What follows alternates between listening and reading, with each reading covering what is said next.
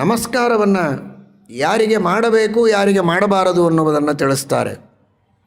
ದೇವರನ್ನು ಅಲ್ಲಗಳೆಯುವ ವ್ಯಕ್ತಿ ಧರ್ಮ ಇಲ್ಲ ಅಂತ ಯಾರು ಹೇಳ್ತಾನೆ, ಧರ್ಮದ ನಿಯಮಗಳನ್ನು ಉಲ್ಲಂಘನೆ ಮಾಡ್ತಾನೆ, ಇನ್ನೊಬ್ಬರಿಂದಲೂ ಮಾಡಿಸ್ತಾನೆ, ನಾಸ್ತಿಕಂ ಭಿನ್ನ ಮರ್ಯಾದಂ, ಅಂಥವರಿಗೆ ಎಂದಿಗೂ ನಮಸ್ಕಾರವನ್ನು ಮಾಡಬಾರದು. ಮೋಸ, ವಂಚನೆ, ಕಳ್ಳತನ, ಸುಳ್ಳು ಹೇಳುವುದು ಇಂಥವುಗಳನ್ನೆಲ್ಲ ಮಾಡಿದರೆ ಅಂಥವರು ನಮಸ್ಕಾರಕ್ಕೆ ಅರ್ಹರಲ್ಲ. ಯೋಗ್ಯರು, ಸಜ್ಜನರು, ಧರ್ಮದಿಂದ ದೇವರಲ್ಲಿ ಶ್ರದ್ಧೆಯಿಂದ ಜೀವನವನ್ನು ನಡೆಸುವವರು ಯಾರೋ ಅಂತಹ ಹಿರಿಯರು, ಅವರಿಗೆ ನಮಸ್ಕಾರ ಮಾಡಬೇಕು. ಅದರಲ್ಲಿಯೂ 5 ಕಾರಣಗಳನ್ನು ಹೇಳ್ತಾರೆ. ಮತ್ತೊಂದು ಕಡೆಗೆ ಶ್ರೀಮದ್ ಆಚಾರ್ಯರು ಅದನ್ನು ಉದಾಹರಣೆ ಮಾಡುತ್ತಾರೆ. ವಿತ್ತಂ ಬಂಧು ವಯಃ ಕರ್ಮ ವಿದ್ಯಾ ಚೈವತು ಪಂಚಮಿ ಏತಾನಿ ಮಾನ್ಯ ಸ್ಥಾನಾನಿ ಗರಿಯೋ ಹ್ಯುತ್ತರೋತ್ತರಂ. ನಮಸ್ಕಾರ ಅಂತೆ ಅಲ್ಲ, ಮಾನ ಮರ್ಯಾದೆ ಗೌರವವನ್ನು ಅರ್ಪಣೆ ಮಾಡಬೇಕು ಅಂದರೆ ಒಂದು ನ್ಯಾಯದಿಂದ ಸಂಪಾದನೆ ಮಾಡಿದಂತಹ ಸಂಪತ್ತು ಚೆನ್ನಾಗಿದೆ, ಒಳ್ಳೆಯ ಶ್ರೀಮಂತರಿಗೆ ಮರ್ಯಾದೆ ಕೊಡೋದು ಅಂದರೆ ಅದು ಬಹಳ ತಪ್ಪು, ಮರ್ಯಾದೆ ಕೊಡಲೇಬಾರದು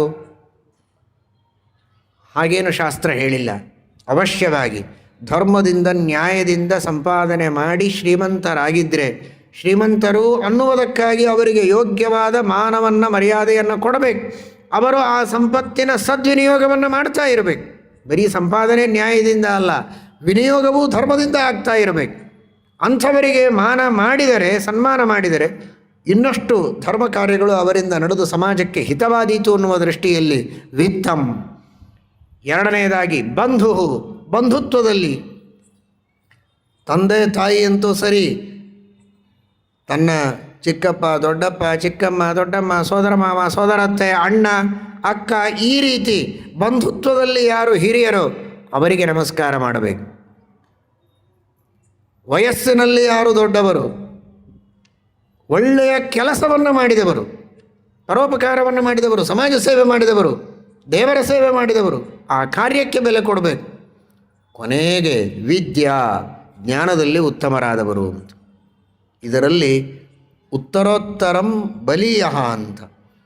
ಹಣಕ್ಕಿಂತಲೂ ಬಂಧುತ್ವ, ಬಂಧುತ್ವಕ್ಕಿಂತಲೂ ವಯಸ್ಸು, ವಯಸ್ಸಿಗಿಂತಲೂ ಕರ್ಮ, ಕರ್ಮಕ್ಕಿಂತಲೂ ವಿದ್ಯೆ, ಇದು ಅತೀ ಶ್ರೇಷ್ಠವಾದ ಮಾನದಂಡ.